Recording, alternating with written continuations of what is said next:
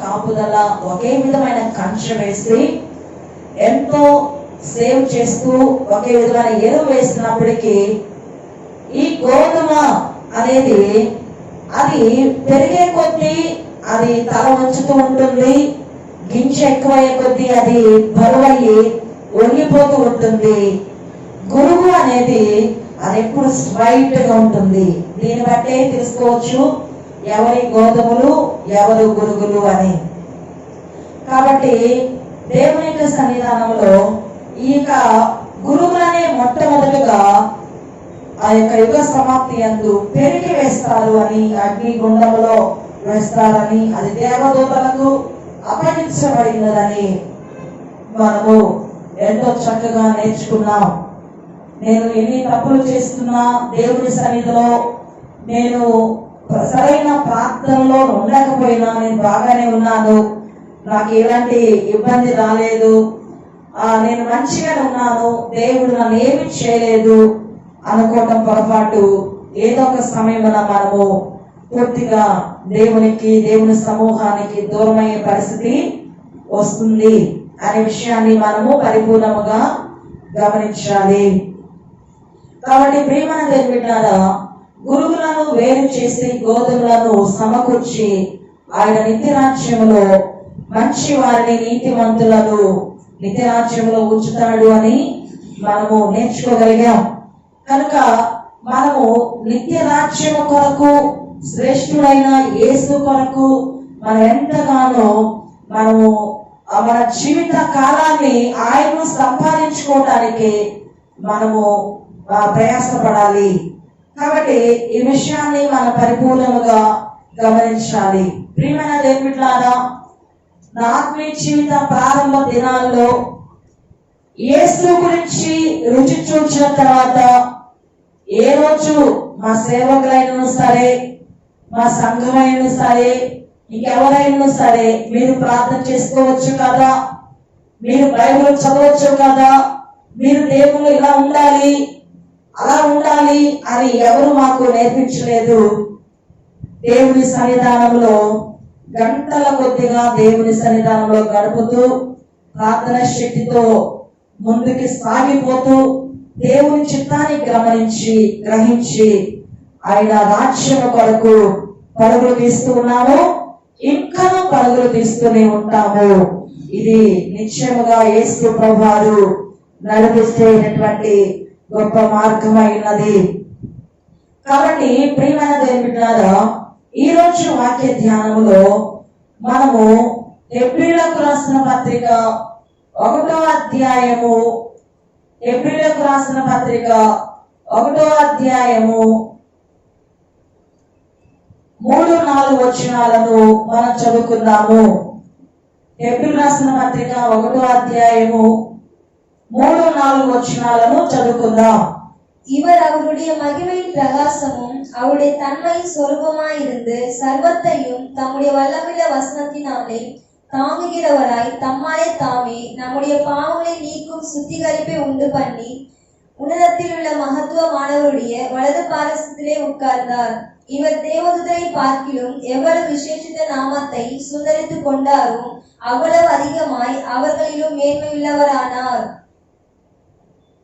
ఆయన దేవుని మహిమ యొక్క తేజస్సును ఆయన తత్వం యొక్క మూర్తిమంతములైంది తన మహత్తు గల మాట చేత సమస్తం నిర్వహించచ్చు పాపముల విషయములో శుద్ధీకరణము తానే చేసి దేవదూతల కంటే ఎంత శ్రేష్టమైన నామము పొందెనో వారి కంటే అంత శ్రేష్ఠుడై ఉన్నత లోకమందు మహామహులకు దేవుని కుడి పార్శ్వమున కూర్చుండెను. ప్రియమైన దేవుని బిడ్డలారా, ఇంతవరకు కూడా మనము దేవుని పరిశుద్ధ సన్నిధానంలో యేసు ప్రభువారు ప్రవక్తల కంటే గొప్పవాడు అని నేర్చుకున్నాం. యేసు ప్రభువారు దేవదూతల కంటే గొప్పవాడు అని నేర్చుకున్నాం. ఈ రోజు యేసు ప్రభువారి గురించి ఆయన ఎలాగూ గొప్పవాడు, ఆయన ఏ విధముగా గొప్పవాడు అని బైబిల్ ఆధారాలు మనకి తెలియజేస్తూ ఉన్నాయి. ఈ యొక్క సంగతులను కళ్ళకు కట్టినట్లుగా వాక్య మరి మీకు తెలియజేస్తూ ఉండగా మీరందరూ కూడా ఈ వాక్యమును గ్రహించి జ్ఞాపకం చేసుకొని అన్ని నామముల కంటే పై నామమైన యేసు నామాన్ని ఎవరైతే నిజముగా ఆరాధిస్తారో, ఎవరు నిజముగా ప్రార్థిస్తారో, యేసుని ఎవరు నిజముగా ప్రేమిస్తారో వారు యేసుని వదిలిపెట్టలేరు. కాబట్టి ప్రియమైన దేవులారా, దేవుని యొక్క పరిశుద్ధ సన్నిధానంలో ఆయన ఉన్నతమైన నామములో మనము ఆయనను విడిచిపెట్టే పరిస్థితి మనకు సంభవించదు. ఆయన ప్రేమించేటటువంటి స్థితిలో మనము ఎలాంటి పరిస్థితులైనా సరే మనము ఆయన యందు నిలకడగా ఉంటాము. చూడండి, ఈ ఉపవాస ప్రార్థనలో 1 గంట ప్రార్థన మాత్రమే మీకు ఇవ్వబడి ఉన్నది. ఆ గంట ప్రార్థన చేయడానికి ఎంతో కష్టపడుతూ ఉన్నారు. 1 గంట ప్రార్థన. కానీ రేపు నరకానికి వెళ్ళిపోతే అక్కడ మీరు మా వల్ల కాదు అన్న అక్కడ విడుదల ఉండదు. అయితే ప్రియమైన దేవులారా, దేవుని ప్రేమించేవారు ప్రార్థిస్తూనే ఉంటారు. దేవుని ప్రేమించేవారు దేవుని స్తుతిస్తూ ఉంటారు. ఇది నా దేవుని మందిరములో నాకు ఇవ్వబడినటువంటి ఒక పని. ఈ పనిని నేను జాగ్రత్తగా చేసుకోవాలి. ఈ పని కొరకు నేను తప్పనిసరిగా ఉపయోగకరంగా నేను ఉండాలి అని నీవు దేవుని పని గుడారములో నీవు ప్రార్థన చేస్తూ ఉన్నప్పుడు నీవు దేవుని కొరకు నీవు దేవుని నామాన్ని మహిమపరుస్తుండగా దేవుడు ఒక రోజున నిన్ను కూడా కనపరిచి ఆయన ఆశీర్వదిస్తాడు. కాబట్టి దేవుని యొక్క ఉన్నతమైన నామములో ఈ విషయాన్ని మనము గమనిస్తూ ఉంటే, మనం ఇప్పుడు చదువుకున్న లేఖన భాగంలో ఆయన దేవుని మహిమ యొక్క తేజస్సును ఇక్కడ యేసు ప్రభువారి గురించి చెప్పబడుతుంది. ఆయన దేవుని మహిమ యొక్క ప్రతిబింబము. ఆయనను చూస్తే దేవుడిని చూచినట్లే, కుమారుని చూస్తే దేవుని చూచినట్లు, దేవుని చూస్తే కుమారుని చూచినట్లే. కాబట్టి దేవుని యొక్క ప్రతిబింబము. ఆయనకి మారుగైన ఏమి వెరైటీగా లేదు. ఈయన ప్రతిబింబముగా ఉన్నట్లుగా దేవుని వాక్యము తెలియజేస్తూ ఉంది. ఆయన తత్వము యొక్క మూర్తిమంతమైంది తన మహత్తు గల మాట చేత సమస్తము నిర్వహించుచు, ఆయన తన యొక్క మహత్తు గల మాట చేత, ఆయన వాక్కు చేత ఆయన సమస్తము నిర్వహించుచు పాపముల విషయములో శుద్ధీకరణము తానే చేసి, ఎవరైతే పాపముతో మరి నలిగిపోతూ ఉన్నారో, కృంగిపోతూ ఉన్నారో, పాపపు మరి ఆయన సంఖ్యలతో కట్టబడి ఉన్నారో వారు దేవుని వైపు రాగలిగితే వారిని క్షమించడానికి ఆయన సమర్థుడైనాడు. అంత మాత్రమే కాదు, దేవదూతల కంటే ఎంత శ్రేష్టమైన నామము పొందెనో వారి కంటే అంత శ్రేష్ఠుడై ఉన్నత లోకమందు మహామహుడగు దేవుని కుడిపార్శ్వమున కూర్చుంటాను. ఈ రోజు వాక్యం టాపిక్ ఏంటంటే, యేసు ప్రభువారు మహామహుడగు దేవుని కుడిపార్శ్వమున పరలోకములో కూర్చుంట. ఆయన ఆ దేవాది దేవుని సన్నిధానములో ఆ యొక్క నిత్యమైనటువంటి నిత్యుడైన దేవుని ప్రక్కన ఆయన కూర్చుంట. ప్రియమైన దేవులారా, ఆయన కూర్చొని ఏమి చేస్తూ ఉన్నాడు? దేవుడు ఆ మహామహుడు యొక్క కుడి పార్శ్వమున కూర్చొని ఆయన ఏమి చేస్తూ ఉన్నాడు? ఆయన పనితీరేంటి? కాముగా అలాగే రిలాక్స్ గా కూర్చొని ఉన్నాడా? ఆయన ఏమి చేస్తూ ఉన్నాడు? యేసు మరి తండ్రి కుడి పార్శ్వమున ఆయన కూర్చొని ఉన్నాడని బైబిల్ మనకి ఎందుకు చెప్తుంది? యేసు ప్రభువారు దేవదూతల కంటే గొప్పవాడు, మరి ప్రవక్తల కంటే గొప్పవాడు అని దేవుని వాక్యం ఎందుకు చెప్తుంది? ఏంటి ఆయన గొప్పతనం ఏంటి అని ఈ రోజు మనము ఆలోచన చేయబోతున్నాం, మనం నేర్చుకోబోతున్నాం. ప్రియమైన వారారా, ఈ మాటలు మీకు అందరికీ చక్కగా అర్థమవుతున్నట్లయితే ఒకసారి మీరందరూ కూడా హల్లెలూయా చెప్పండి. దేవునికి స్తోత్రం. వాక్యము చెప్తూ ఉన్నప్పుడు మీ ఇంటిలో స్టవ్ మీద ఏదో పెట్టుకొని దాని వైపు చూడవద్దు. ఎవరైనా వచ్చినా కూడా వారి వైపు చూడవద్దు. ఈ క్లిష్ట పరిస్థితుల్లో కూడా దేవుని సన్నిధానంలో ఈ ప్రార్థన జరుగుతూ ఉంది అంటే అది మీకోసమే. దేవుడు నీ కొరకే ఈ యొక్క బహుమానాన్ని నీ కొరకే ఏర్పాటు చేసినాడు. కాబట్టి దేవుని యొక్క ఉన్నతమైన నామములో పిల్లలను శ్రద్ధగా దగ్గరగా చేర్చుకొని కూర్చోబెట్టుకోండి. పిల్లల్ని కూర్చోబెట్టుకోండి. దేవుని వైపు అందరూ కూడా ఆసక్తిగా దేవుని వైపు చూద్దాం. ప్రియమైన దేవులారా, యేసు ప్రభువారు తండ్రి యొక్క కుడి పార్శ్వమున ఆశీనుడు ఆయన ఏమి చేస్తూ ఉన్నాడు? ఆయన పని ఏంటి? బైబిల్ మనకి ఏం చెప్తుంది?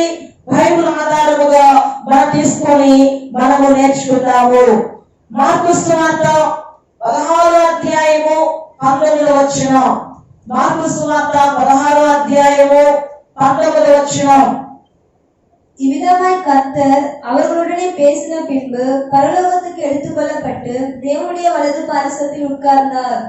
ఈనాడు ప్రభువైన యేసు వారితో మాట్లాడిన తర్వాత పరలోకములో చేర్చుకొనబడి దేవుని కుడి పార్శ్వమున ఆసీనుడయ్యను అని మార్కు గారు కూడా తెలియజేస్తున్నాడు. దేవుని కుడి పార్శ్వమున యేసు పరలోకములకు చేర్చుకొనబడి దేవుని కుడి పార్శ్వమున ఆసీనుడైనాడు. దేవుని కుడి పార్శ్వమున ఆయన ఏం చేస్తున్నాడు? కూర్చొని ఆయన అలాగే కూర్చుండి పోతాడా అనే విషయాన్ని మనము పరిపూర్ణముగా గమనించాలి. ప్రవక్తల కంటే యేసు ప్రభువు ఎందుకు గొప్పవాడు అంటే ప్రవక్తలు దేవుని చిత్త ప్రకారముగా ప్రవచనాలు చెప్పారు. ప్రవక్తలు దేవునికి ఇష్టమైన రీతిగా నడుచుకోగలిగారు. మరణమైనా, చెరసాలైన, వేదనైన, శోధనైనా, ఎలాంటి రాజ్యాంగం వారికి ఎదురుగా నిలిచిన దేవుడు ఎందుకు చెప్తే అని విన్నారు, అదే ప్రకటించారు. అయితే ఆ ప్రవక్తలు మరణించి వారు పిల్లలతో కూడా భూస్థాపన చేయబడ్డారు. వారు పెద్ద ప్రవక్తలు, గొప్ప ప్రవక్తలు కావచ్చు. యెషయా, ఇర్మియా, అలాగే యెహెజ్కేలు, మరి ఈ విధముగా ఉన్నటువంటి ఆ ప్రవక్తలు వారు పెద్దవారుగా ఉండవచ్చు. ఈ దానియేలు, ఈ నలుగురు కూడా పెద్ద ప్రవక్తలుగా, గొప్ప ప్రవక్తలుగా ఉండవచ్చు. కానీ దేవుని యొక్క పరిశుద్ధ సన్నిధానంలో ప్రియమైన వాళ్ళారా, ఆ ప్రవక్తలు భూస్థాపన చేయబడ్డారు. తమ పిల్లలతో భూస్థాపన చేయబడ్డారు. సమూయేలు కూడా ఆయన భూస్థాపన చేయబడినట్లుగా దేవుని వాక్యము తెలియజేస్తుంది. అయితే మన ప్రభువు ఆయన ప్రవక్తల కంటే ఎలా గొప్పవాడు అంటే ఆయన మరణించాడు, భూస్థాపన చేయబడను, పాతి పెట్టబడను, తిరిగి 3వ దినమున లేచాడు. అందుకు ఆయన గొప్పవాడైనాడు. అందరూ దేవునికి స్తోత్రం చెప్పండి. దేవుని స్తోత్రం. దేవుని యొక్క పరిశుద్ధ సన్నిధానంలో దేవుడు ఈ విధముగా ఆయన ప్రవక్తలైతే వారు భూస్థాపన చేయబడ్డారు. కానీ యేసు ప్రభువారి విషయంలో అలా కాదు. ఆయన పాతి పెట్టబడ్డాడు. ఆయన మరి అద్భుతముగా తిరిగి లేపబడ్డాడు. ఆశ్చర్యకరముగా దేవుడు ఈ విషయాన్ని గమనిస్తూ ఉన్నాడు. కాబట్టి నా ప్రియమైన దైవజనమా, ఆయన అద్భుతమైనటువంటి దేవుడై ఉన్నాడు, అద్భుతమైనటువంటి రక్షకుడై ఉన్నాడు. కాబట్టి ఈ విషయంలో మనము పరిపూర్ణముగా గమనించాలి. ప్రియమైన దేవులారా, అందుకే కొరింథీయులకు రాసిన పత్రిక, 2వ కొరింథీయులకు రాసిన పత్రిక 5వ అధ్యాయము 1వ వచనంలో, 2వ కొరింథీయులకు రాసిన పత్రిక 5వ అధ్యాయము 1వ వచనంలో పౌలు గారు ఈ విధముగా తెలియజేస్తూ ఉన్నారు. పరిశుద్ధులైన పౌలు గారు మరి ఈ విధంగా చెప్తున్నారు, చూడండి. பூமிக்குரிய கூடாரமாகிய நம்முடைய வீடு அழிந்து போனாலும் தேவனால் கட்டப்பட்ட கை வேலை அல்லாத நித்திய வீடு పరలోకத்திலே நமக்கு உண்டு என்று அறிந்திருக்கிறோம். భూమి మీద మన గుడారమైన ఈ నివాసము శిథిలమైపోయినను చేతి పని కాక దేవుని చేత కట్టబడినదియు నిత్యమైనదియునైన నివాసము పరలోకమందు మనకున్నదని ఎరుగుదము. కనుక దేవుని యొక్క మాట ఇక్కడ ఎంతో స్పష్టంగా తెలియజేస్తుంది. పౌలు గారు అంటున్నారు, మనకు పనితో చేయబడిన ఈ గుణాలము, ఈ శరీరం అనే గుణాలము శిథిలమైపోయినప్పటికీ చేతి పని కాక దేవుని చేత కట్టబడినైన నిత్యమైనదైన నివాసము పరలోకమందు మనకున్నదని ఎరుగుదము. భూమి ఏ విధంగా ఉన్నదో, భూమి మీద రాజ్యములు ఏ విధంగా ఉన్నాయో అలాగే నిత్యంగా పరలోకం ఉన్నది. పరలోకములో రాజు ఉన్నాడు, ఆయన పరిపాలకుడు అయినాడు. కాబట్టి దేవుని యొక్క ఉన్నతమైన నామములో ఈ యొక్క సంగతిని మనము పరిపూర్ణముగా గమనించాలి. నా ప్రియమైన దైవజనమా, మనకు పరలోక రాజ్యం ఉన్నదని మనము వింటున్నాం. ఓకే, యేసు ప్రభువు ఆయన తండ్రి కుడిపార్శ్వముగా ఆసీనుడైంది. ఆయన ఏమి చేస్తున్నాడు అనే సంగతిని బైబిల్ మనకి ఏం చెప్తుందో మనం నేర్చుకున్నాం. మీరు రాసుకునే పనైతే యేసు ప్రభువు ఆసీనుడైంది, ఆయన పని ఏంటి, కావాలని కూర్చుండిపోయాడా అనేది మనము ఆలోచన చేద్దాం. ప్రియమైన దేవుని బిడ్డలారా, హెబ్రీయులకు రాసిన పత్రిక 8వ అధ్యాయము 1-2 వచనాలలో మనం చదువుకుందాము. హెబ్రీయులకు రాసిన పత్రిక 8వ అధ్యాయము 1-2 వచనాలను చదువుకుందాం. மேற்சொல்லியவைகளில் முக்கியமான பொருள் என்னவெனில், பரலோகத்தில் உள்ள மகத்துவ ஆசனத்தின் வலது பாரிசத்திலே உட்கார்ந்திருக்கிறவருமாய் பரிசுத்த ஸ்தலத்திலும் மனுஷரால் அல்ல கர்த்தரால் ஸ்தாபிக்கப்பட்ட மெய்யான கூடாரத்திலும் ஆசாரிய ஊழியம் செய்கிறவருமாய் இருக்கிற பிரதான ஆசாரியர் நமக்கு உண்டு. మేము వివరించున్న సంగతుల్లోని సారాంశం ఏదనగా, మనకు అట్టి ప్రధాన యాజకుడు ఒకడున్నాడు. ఆయన పరిశుద్ధాలయమునకు అనగా మనుషులు కాక ప్రభువే స్థాపించిన నిజమైన గుడారమునకు పరిచారకుడై ఉండి పరలోకమందు మహామహుని సింహాసనమునకు కుడి పార్శ్వమున ఆసీనుడాయను. ప్రియమైన దేవుని బిడ్డలారా, దేవుని వాక్యములు ఇక్కడ తెలియజేస్తుంది. ఆయన మరి దేవుని యొక్క ఉన్నతమైన సింహాసనములకు, మహామహుని సింహాసనములకు కుడి పార్శ్వమున ఆయన ఆసీనుడైంది కూడా ఆయన ఏం చేస్తున్నాడో తెలుసా పిల్లరా? ఎంత అద్భుతమైన మాట తెలుసా? దేవుని యొక్క పరిశుద్ధ సన్నిధానంలో మనకు ప్రధాన యాజకుడు ఒకడున్నాడు. ఆయన పరిశుద్ధాలయములకు అనగా మనుషులు కాక ప్రభువే స్థాపించిన నిజమైన గుడారములకు పరిచారకుడై ఉండి ఆయన మనకు ప్రధాన యాజకుడుగా ఉన్నాడు. తండ్రి కుడి పార్శ్వములో కూర్చొని ప్రధాన యాజకుడుగా ఆయన పరిచర్య చేస్తూ ఉన్నాడు. పాత నిబంధన గ్రంథములో పరిచర్య చేసేటటువంటి వారు మరి యాజకులు పాపుల కొరకు వారి పరిహార అర్థముగా వారి కొరకు యాచనలు చేస్తూ ఉంటారు, అర్పణలు అర్పిస్తూ ఉంటారు. అయితే నా ప్రియమైన దైవజనమా, యేసు ప్రభువు తండ్రి కుడి పార్శ్వం ఆసీనుడైంది. ఆయన ఏమి చేస్తూ ఉన్నారు అంటే, ఆయన ఎంతో అద్భుతముగా ఆయన మరి ఉన్నతమైనటువంటి మన కొరకు ఆయన పూర్తిగా పరిచర్య చేసేవాడుగా, మరి పరిశుద్ధ యాజకుడుగా, ప్రధాన యాజకుడుగా ఆయన పనిచేస్తున్నాడు. పాపము చేసినటువంటి వారు, శాపములు ఉన్నవారు, పాపముతో నింపబడి పాపము చెరసాలతో బంధించబడిన వారు యేసయ్యా నన్ను క్షమించు అని ప్రార్థన చేస్తే వారి కొరకు ఆయన పరితపించేవాడుగా, వారిని క్షమించేవాడుగా, వారిని రక్షించేవాడుగా, వారు వారెన్నరికీ పాపములో పోకుండా వారికి దేవుని భయము కలుగునట్లుగా ఆయన ప్రధాన యాజకుడిగా ఉంటున్నాడు. కాబట్టి దేవుని యొక్క సన్నిధానంలో అమ్మో ఈ మాట అంటే దేవుని నామాన్ని నేను కోల్పోతాను, దేవుని సహవాసాన్ని కోల్పోతాను, అమ్మో నేను ఇలాగుంటే నా జీవితం వేస్ట్ అయిపోతుంది అని చెప్పే భయాన్ని ఆయన పెడతాడు. ఈరోజు జనము భయం లేకుండా ప్రవర్తిస్తూ ఉన్నారు, భయం లేకుండా జీవిస్తూ ఉన్నారు. దేవుడు అంటే లెక్కలేదు, దేవుడు అయితే నాకేంటి, ఆయన వచ్చి అడగమను, ఆయన నాతో మాట్లాడమను అని ఈ విధంగా తెలియకుండా వెర్రివారుగా మాట్లాడేస్తూ ఉన్నారు.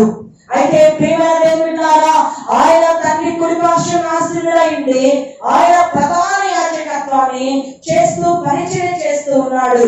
ఆయన ఎంతో అద్భుతముగా ఆయన ఈ కార్యములను చేస్తూ ఉన్నాడు.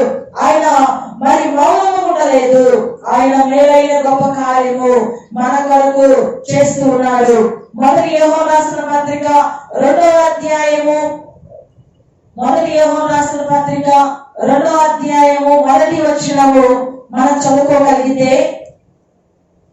என் பிள்ளைகளே, நீங்கள் பாவம் செய்யாதபடிக்கு இவைகளை உங்களுக்கு எழுதுகிறேன். ஒருவன் பாவம் செய்வானானால் நீதிபரராய் இருக்கிற இயேசு கிறிஸ்து நமக்காக பிதாவினிடத்தில் பரிந்து பேசுகிறவராய் இருக்கிறார். చూడండి ప్రియమైన దేవులారా, ఇక్కడ పరిశుద్ధుడైనటువంటి యోహాను గారు ఆయన ఎంతో చక్కగా చెప్తూ ఉన్నారు. నా చిన్న పిల్లలారా, మీరు పాపము చేయకుండుటకై ఈ సంగతులను మీకు వ్రాయించున్నాను. ఎవడైనా పాపము చేసినట్లా నీతిమంతుడని యేసుక్రీస్తు అను ఉత్తరవాది తండ్రి ఎత్తమనుకున్నాడు.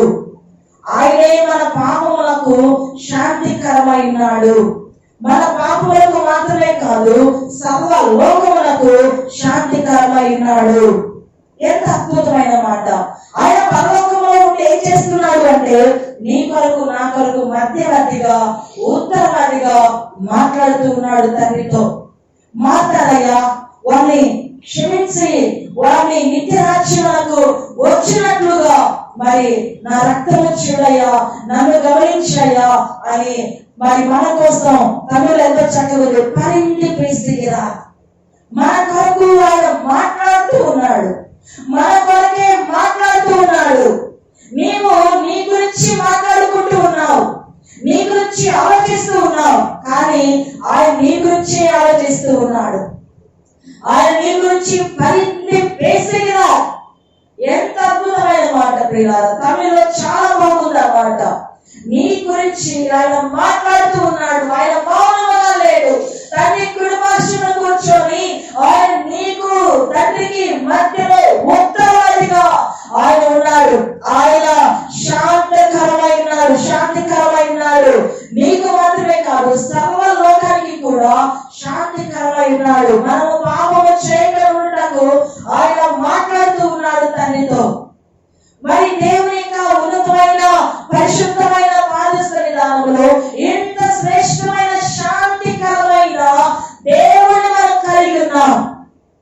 మనము మరి వ్యభిచారం చేయక అబద్ధములో మనము పూర్తిగా గతంలో మన జీవితము పరిపూర్ణంగా మార్చబడి రాగలుగుతుంది అంటే అది దేవుని సన్నిధానంలో హృదయపూర్వకముగా దేవుని స్తుతించడం.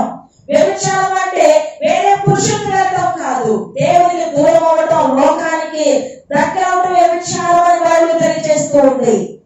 కాబట్టి దేవుని పని విషయంలో అజాగ్రత్తగా ఉండి మిగతా విషయంలో ఎంతో జాగ్రత్తగా మనం పనిచేస్తే అది చాలా పొరపాటు అవుతుంది. దేవుని పని అనేది ఉన్నప్పుడు నీకు వేవేల మంది పనులున్నా నా దేవుని పని నాకు ఇంపార్టెంట్ అనుకునే స్థితిలో మనం ఉండాలి. ఎందుకంటే నీ కొరకు దేవుడు పాలింది పేస్తే కదా, నీ కొరకు దేవుడు ఆ తండ్రి దగ్గర కూర్చొని పక్కనే కూర్చొని నీ గురించి మాట్లాడుతూ ఉన్నాడు. ఉపవాస ప్రార్థనలు చేస్తున్నారయ్యా, వారు ఏమి తెలియదయ్యా, వారు మరి నా సన్నిధి అని పేరు పెట్టుకున్నారు, నా సన్నిధి అని ఉపవాసం ఉంటున్నారు. కానీ వారు చూడండి, ఆ యొక్క బట్టలు కీడ పెద్ద శక్తిని ప్రవర్తిస్తున్నారు. ఆ యొక్క సామాన్లు అడిగినప్పుడు ఎంత బాగున్నారు, ఆ నీళ్లు పట్టినప్పుడు 2 మినిట్లు కాదు, ఇంకా నీళ్లు తెచ్చి పోసుకుంటూ ఉండాలి. ఇంట్లో చెప్పులు గ్లాసులు కూడా పోసుకోవాలి. పంపు ఖాళీగా ఉందని పరుగులు తీసి పట్టుకుంటున్నారు. దేవుని సన్నిధికి వచ్చేసరికి నేసం వచ్చేస్తుంది, బాధ చేస్తుంది. దేవుని సన్నిధికి వచ్చేసరికి ఏమి మాట రావట్లేదు, తడబడుతున్నావు. కారణం ఏంటంటే నువ్వు దేవునికి దూరంగా ఉంటున్నావు. నువ్వు దేవునికి దూరంగా ఉంటున్నావు కాబట్టి దేవుని యొక్క శక్తి నేను కమ్ముకోలేకపోతుంది. నీ కొరకు దేవుడు మాట్లాడుతూ ఉన్నాడు, తండ్రి దగ్గర మాట్లాడుతూనే ఉన్నాడు. కుడి పార్శ్వమున కూర్చొని నా పని అయిపోయింది బాబోయ్, ఇక నేను వచ్చేస్తానని కాముగా కూర్చోలా. నీ కొరకు నా కొరకు ప్రధాన యాజకుడు నీ కొరకు నా కొరకు ఉత్తరవాదిగా, నీ కొరకు నా కొరకు సర్వలోకములకు శాంతికరమైన వాడుగా ఆయన పనిచేస్తూ ఉన్నాడు. కాబట్టి ఈ విషయంలో మనం పరిపూర్ణముగా విశ్వసించాలి. యేసు ఎందుకు గొప్పవాడు అంటే ఆయన ఎందుకు గొప్పవాడు. మనల్ని ఎవరైనా ఒక మాట అంటే వారిని క్షమించడం ఆలోచిస్తాం. వారి ముఖం ఇంకా జీవితంలో చూడకూడదని మనము అలా మరి అనేస్తాం. అయితే ఎన్నిసార్లు దేవునికి ద్రోహచర్య చేస్తున్నప్పటికీ, దేవునికి దూరస్తురాలుగా ఉన్నప్పటికీ, దేవునికి నువ్వు భారం ఉన్నప్పటికీ ఆయన నిన్ను భారం అనుకోకుండా నిన్ను ప్రేమిస్తూ తండ్రి కుడి పార్శ్వంలో కూర్చొని నీ కొరకు ఆయన పనిని వేసిరా. కాబట్టి దేవుని యొక్క పరిశుద్ధ సన్నిధానంలో ఈ విషయంలో పరిపూర్ణముగా నీవు నిజముగా యేసు చేత రక్షించబడి యేసు రొట్టెలో ఆయన రసములో నీవు పాలిభాగస్తులు అయితే దేవుని యొక్క ప్రేమ నీకు అర్థమవుతుంది. నా కొరకు ఇంత పరితపిస్తున్నావా ప్రభువా, నా కొరకు ప్రాణం పెట్టావు, రక్తాన్ని చిందించావు, మానవుడు వచ్చావు, ఎన్ని కార్యాలు చేస్తావు, ముఖం మీద ఊహించుకున్నావు, నా కొరకు గడ్డము పెరిగించుకున్నావు, నానా రకాలుగా హింసలు పెంచావు, మరి రోమ సామ్రాజ్యం ముందు నీవు తల వచ్చుకున్నావు. ఈ జీవితము నా కోసమేనని నీవు అర్పించుకున్నావు. ఇంకా నా కొరకు పరితపిస్తున్నావా, ఇంకా నా కొరకు పనిని ప్రేస్తున్నాయా అని దేవుని పరిశుద్ధ సన్నిధానంలో మనము ఆయన్ని స్తుతించడంలో ఎంతైనా ఒక గంట సరిపోదు. ఆయన స్తుతిస్తూనే ఉంటాం. నా కొరకు ఇంత ప్రేమ ప్రభా, ఇంత ప్రేమ ఎవరు చూపించలేదు నా మీద ప్రేమ. ఒక రోజు నువ్వు వంట చేయగల పండుగ రెండు రోజు వంట చేసింది గుర్తు రాదు. ఒక రోజు నువ్వు చేయకపోతే ఆ రోజు నీ ఇంట్లో నీకు ఎలాంటి సాక్ష్యం చెప్తారు. అది కుటుంబం, అది లోకం. దేవుని యొక్క పరిశుద్ధ సన్నిధానంలో దేవుడు ఎల్లప్పుడూ కూడా మన కొరకు ఆయన శాంతికరమై ఉన్నాడు. కాబట్టి ప్రియమైన దేవులారా, దేవుని యొక్క ఉన్నతమైన నామములో ఆయన నీ కొరకు నా కొరకు తండ్రితో మాట్లాడుతూ ఉన్నాడు, తండ్రితో ప్రార్థన చేస్తూ ఉన్నాడు. మరి నీ కొరకు పాస్టర్స్ కాదు ప్రార్థన చేసేది, యేసు ప్రభువు నీ కొరకు ఆయన రియల్ స్టార్ గా ప్రార్థిస్తూ ఉన్నాడు, పరితపిస్తూ ఉన్నాడు. నీ కొరకు మా పాస్టర్లు ప్రార్థన చేస్తున్నావే అని అనుకుంటున్నావేమో, అందుకే మేము కాపాడబడుతున్నామే. లేదు, దేవుని యొక్క పరిశుద్ధ సన్నిధానంలో నీ కొరకు యేసు ప్రభువే ప్రార్థిస్తూ ఉన్నారు. నీ కొరకు, నీ కుటుంబం కొరకు నీవు ఏ ఇబ్బందులు ఉండకూడదని, ఆయన నీవు సంతోషం ఉండాలని ఆయన కోరుకుంటూ ఉన్నాడు. కాబట్టి నీవు ఎవరికి దగ్గర అవ్వాలి అంటే నువ్వు సేవకులకు కాదు, దేవుడికి దగ్గర అవ్వాలి. దేవుడు ఉంటే సేవకులు ఉంటారు, సంఘం ఉంటుంది, సంఘస్థులు ఉంటారు. దేవుడు లేకుండా సేవకులు ఉంటే వారిని వదిలేస్తారు. వారి వల్ల ఏ ప్రయోజనం లేదు, కేవలం వారు పనివారు మాత్రమే. దేవుని యొక్క పరిశుద్ధ సన్నిధానంలో హృదయపూర్వకముగా ఈ మాటలు నీవు గమనించాలి, ఈ మాటని ఒప్పుకొని తీరాలి. నా కొరకు నీవు ఇంతగా తండ్రి పక్కన కూర్చొని కాముకున్నావు అనుకున్నాను, కానీ నాయనా నీవు నా గురించి మాట్లాడుతున్నావా, మాట్లాడుతూనే ఉన్నావా, ఈ వాక్యం ఎలా తెలియజేస్తుందని ఆ ప్రతి మాటను ముద్దు పెట్టి ఏడ్చి కన్నీళ్లతో తడపాలి ఆయన పాదాలను. దేవుని వాక్యములకు సిద్ధపడుతున్న నాకు ఎంతో కన్నీరు, ఎంతో భారము కలిగింది. యేసు ప్రభువు ఎంత మంచివాడు అని. యేసు ప్రభువు నీ నుండి సేవ పొందుకోవడం నాకు ఇష్టం లేదు, నీవు ఆయన వాడు ఉండాలని ఆయన కోరుకుంటూ ఉన్నారు.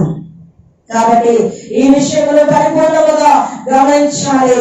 దేవుడు ఎంతో అద్భుతంగా మనతో మాట్లాడుతూ ఉన్నాడు. ప్రియమైన దేవులారా, దేవుడు ఉన్నాడనే భయం నీలో కలగాలి. ఇది దేవుని సన్నిధిలో నేను కూర్చొని ఉన్నాననే భయము, ఆ వణుకును పుట్టించేది యేసు ప్రభువు ప్రార్థనే.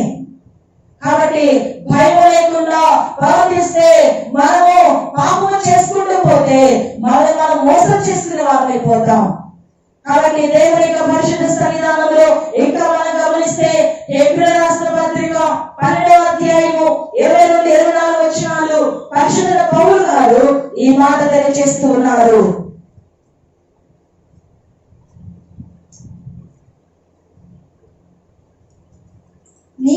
சீயோன் மலையினிடத்திற்கும் ஜீவனுள்ள தேவனுடைய நகரமாகிய பரம எருசலேமினிடத்திற்கும் 1016 தேவதூதர்களிடத்திற்கும் பரலோகத்தில் பேரெழுதியிருக்கிற முதல் பேரானவர்களின் சர்வ சங்கமாகிய சபையிடத்திற்கும் யாவருக்கும் நியாயாதிபதியாக தேவனிடத்திற்கும் பூர்ணராக்கப்பட்ட நீதிமான்களுடைய ஆவிகளிடத்திற்கும் புது உடன்படிக்கையின் மத்தியஸ்தராகிய இயேசுவின் இடத்திற்கும் ஆபேலுடைய ரத்தம் பேசினதை பார்க்கிலும் நன்மையானவர்களை பேசுகிற ரத்தமாகிய தெளிக்கப்படும் రక్తத்தினிடத்திற்கும் வந்து சேர்ந்தீர்கள்.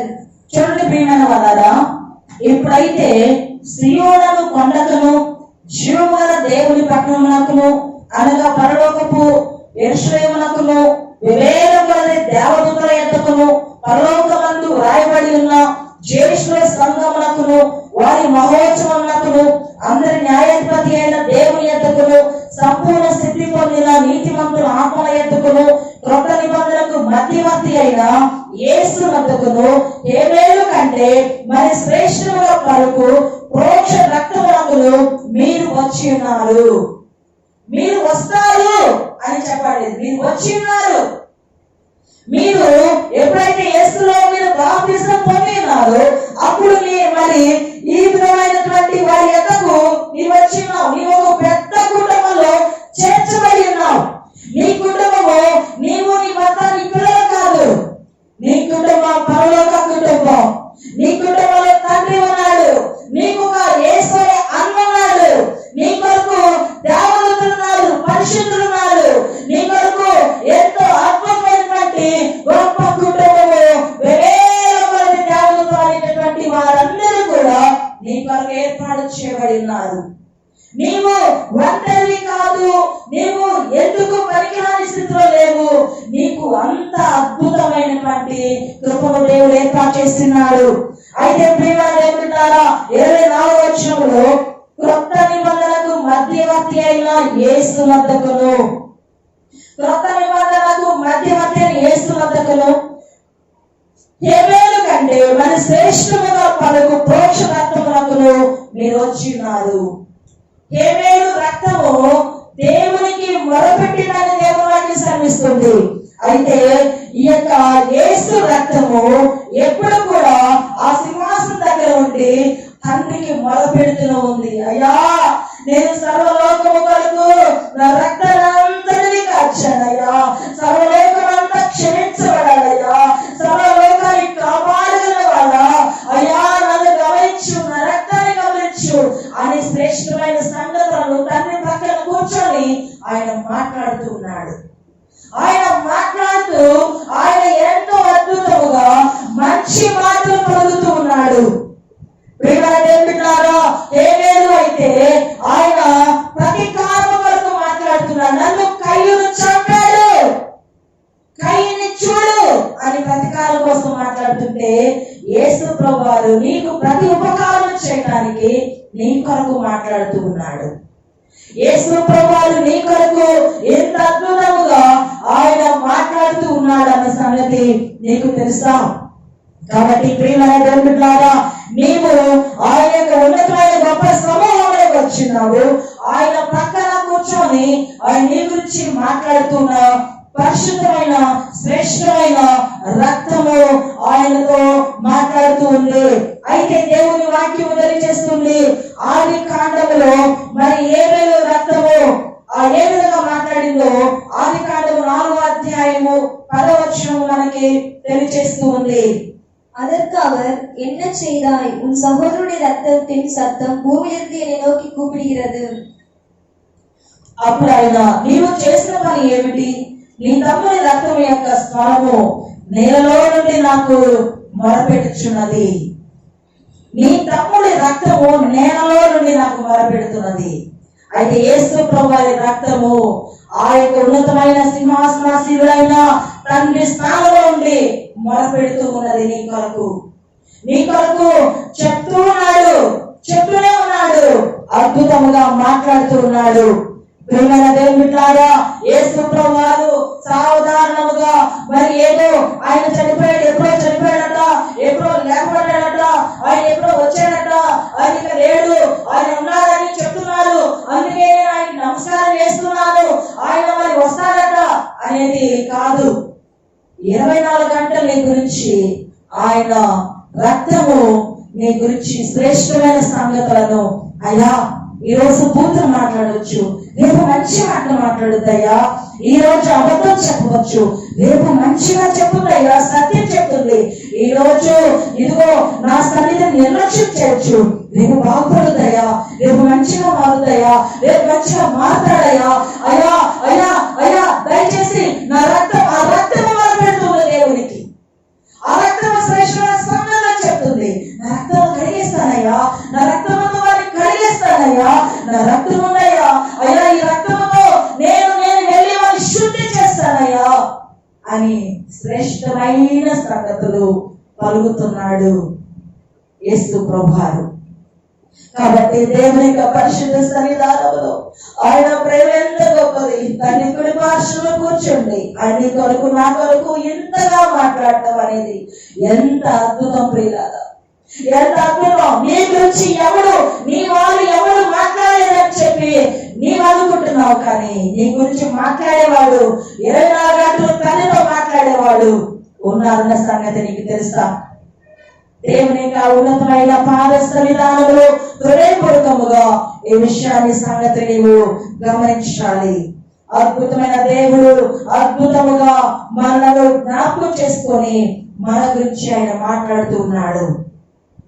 కాబట్టి ఈ సంగతిని జ్ఞాపకం చేసుకొని ఈ రోజు ఈ మాటలను నెమరు వేసుకుంటూ, దేవా నా కొరకు ప్రధాన యాజకుడుగా తండ్రి కుడి పార్శ్వమున నీవుండి నీవు నా గురించి, నా పాపం గురించి నీవు అక్కడ నివసిస్తూ ఉన్నావా? నా గురించి నీ రక్తము తండ్రితో మొరపెడుతూ ఉంది కదా, నా కోసమని ఉత్తరవాదిగా పరిణి పేస్తుగా అండవలాగా ఇంకా ఇరికిరింగ్లే అని దేవుని పరిశుద్ధ సన్నిధానంలో ఆయన శాంతి కప్పై అయినాడు, నీకు సమాధానం ఇచ్చేవాడైనాడు. కాబట్టి ఈ విషయాలని నోట్ చేసుకొని హృదయపూర్వకముగా ఆయన పాద సన్నిధానంలో నీకిచ్చే ఆ సమయాన్ని సద్వినియోగం చేసుకుంటూ, నీవు ఎంతకాలం బ్రతుకుతావో లేదో తెలియదు. నీవు నీ పిల్లల కోసం కష్టపడింది నీ పిల్లలు గుర్తుంచుకోరు. నీవు వారికి వండి పెట్టే విషయాలు వాళ్ళు మర్చిపోతారు. కానీ దేవుని సన్నిధానంలో దేవుని కొరకు నీవు 1 గంట ప్రార్థన, యథార్థం 1 గంట ప్రార్థన చేస్తే ఆ గంట ప్రార్థన నిన్ను కొన్ని గంటలు ప్రార్థించేదిగా మారుస్తుంది. అద్భుతమైన ప్రార్థన. ఎప్పుడు గాలి వచ్చినట్లుగా, చలి వచ్చినట్లుగా బట్టి రాదు, అది పెరుగుతూ ఉంటుంది. ఎప్పుడు చలి వచ్చినట్లుగా నాకు ప్రార్థన అధికంగా పెరుగుతుంది, ఈ రోజు నేను ప్రార్థన చేయాలి, అధికంగా చేసుకో, అది కాదు భక్తి అంటే. భక్తి అంటే అది ఎప్పుడు ఉండేది, ఆన్లో ఉంటున్నది, ఎప్పుడు అది ఎప్పుడు ఆన్లో ఉండేది భక్తి. కాబట్టి ప్రియమైన దేవులారా, దేవుని యొక్క పరిశుద్ధ సన్నిధానంలో ఒక రోజు వచ్చి ఒక రోజు పోయేది కాదు. ఈ రోజు దేశం వచ్చిందని, ఈ రోజు దేవుడు వదిలేసి రేపు దినాల బాగున్నామని చప్పలు కొట్టి స్తుతించడం, ఎల్లుండికి ఏదో పని ఉందని అక్కడికి వెళ్ళిపోవడం, ఇంకెక్కడో ఏదో ఉందని అక్కడ వెళ్ళిపోవడం, తర్వాత దేవుని సన్నిధిని నిర్లక్ష్యం చేసుకోవడంలో నీవు గోధుమా గురువా? ఈ విషయాన్ని గమనించు. దేవుని యొక్క సన్నిధానంలో నీ పిల్లలకు భోజనం వండకుండా, వాళ్ళకు ఏమీ ప్రిపేర్ చేయకుండా ఏ రోజు ఉండగలిగావా? కానీ దేవుని సన్నిధిలో ఎన్ని నిర్లక్ష్యాలు చేస్తున్నావు, ఎంత నిర్లక్ష్య జీవితాన్ని పాటిస్తున్నావు. నీ వద్దకు అవసరమైన టయానికి నీవు వండి పెట్టకపోతే ఆ ఇంట్లో రాగా ఎలా ఉంటుంది?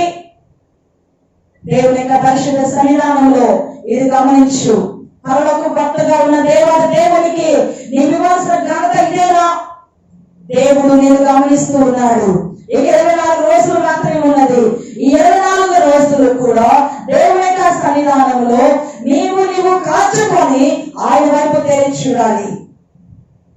కాబట్టి నా ప్రియమైన దైవజనమా, దేవుడు మనలను ఆయన చెప్పాడు, శరీరం బలహీనము, ఆత్మ స్థిరమే. ఆత్మను మనం డెవలప్ చేసుకోవాలి. మరి మంత్రాలు తెలబడతాయో లేవో చెప్పలేదు, తెలుసుకోవాలి అని చెప్పలేదు. ఎందుకంటే ఇది అంత్యకాలము. మంత్రాలు మోసేది దేవుడు. దేవుడు తెలిస్తేనే పాపత్వం వేయలేదు, దేవుడే మోసవేస్తున్నాడు.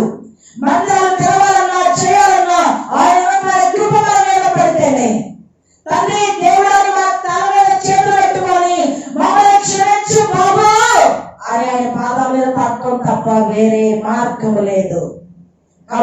దేవుని యొక్క సన్నిధానంలో హృదయపూర్వకముగా మనం జ్ఞాపకం చేసుకొని, నా ప్రభా, నా దేవా, నా కొరకు నీవు పరితపించి మాట్లాడుతున్నావు, నా కొరకు నీవు మరి ఉత్తరవాదిగా ఉన్నావు, నా కొరకు శాంతికరమైన వాడు ఉన్నావు, నా కొరకు ఇంతగా ఉన్నావా ప్రభా. నా కొరకు ఏ రోజు నా భర్త తన తల్లిదండ్రుల ముందు నా గురించి ఏ రోజు మంచిగా మాట్లాడలేదే, నా గురించి నా వారు అనుకున్న వాళ్ళు కూడా నా గురించి మంచిగా మాట్లాడలేదే, కానీ నా గురించి మంచి మాటలు, శ్రేష్టమైన మాటలు మాట్లాడుతున్నావా ప్రభా. నీకు చేతులెత్తి వందనాలు పెట్టాలి, నేను ముద్దాడాలి, నీతో జీవించాలి, నీతో నేను నీ కౌగిలలో నేను ఎప్పుడు ఉండాలి, నీవు నాకు కావాలి, నీవే నాకు కావాలి. ఆ మాట మీద నిలబడి నేను జీవించే శక్తి నాకు ప్రసాదించండి. ఆయన పాద మీద పడదాం, ప్రార్థనలో ఎదుగుదాం, ఆయన కొరకు కరిగిపోదాం, ఆయనలో ఒరిగి ఉందాం, ఆయనలో ఎగిరిపోదాం, ఆయనలో జీవించేద్దాం. ప్రార్థన చేసుకుందాం. పరిశుద్ధమైన తండ్రి, కృపణ రాజ్యం మీకు వందనాలు, కృతజ్ఞతలు చెల్లిస్తూ ఉన్నాడు. నీ కృప బట్టి, మీ దయను బట్టి యేసు రాజ్యం శ్రేష్ఠుడా మీకు స్తోత్రాలు, వందనాలు ప్రభా.